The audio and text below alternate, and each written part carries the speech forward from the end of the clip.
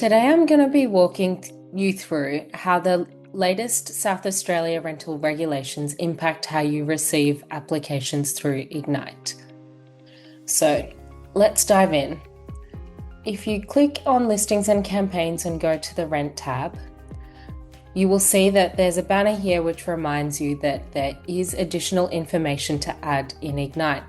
So unlike previously, before you can start receiving applications from potential tenants, you need to add extra details to your listings directly in Ignite.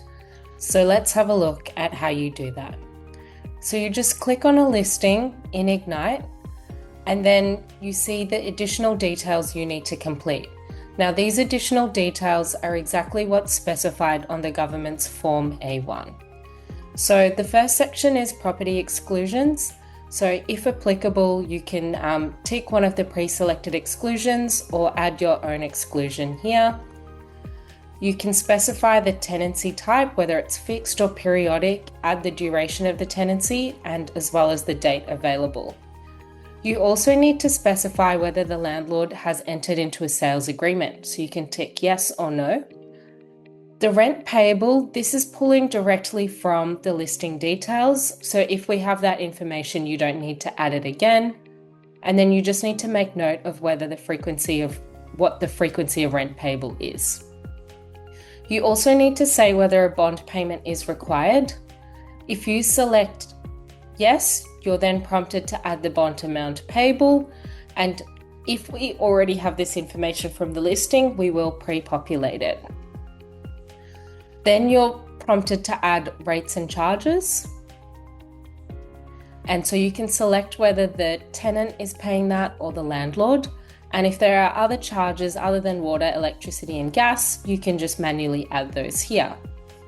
The next field you need to add is the agent or landlord details. So you need to have the agent name, the ABN, the registered land agent if applicable, a contact person, the email, phone number, and the address.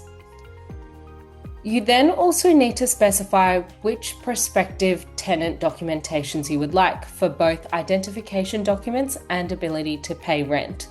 For both categories, you can only request a maximum of 2 options, and you have some options here, or you can add your own.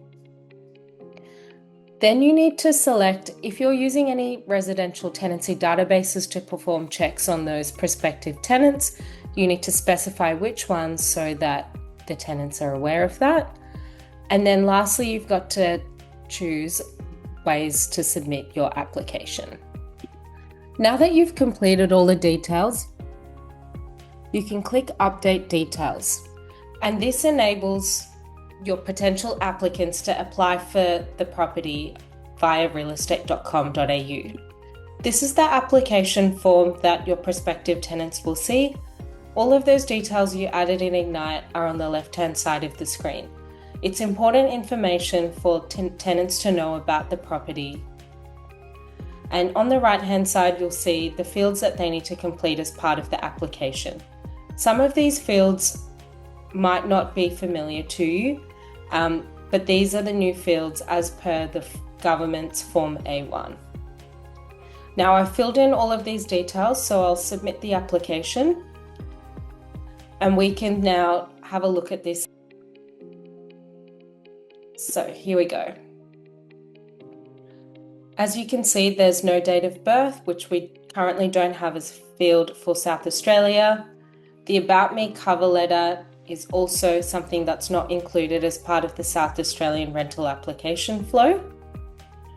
We've only got the current address here. We can't ask for any previous address history. We've got the new references section, and we don't have our automated references flow, but you're welcome to contact these references. And we've still got the privacy statement here, which you can download and send to these references.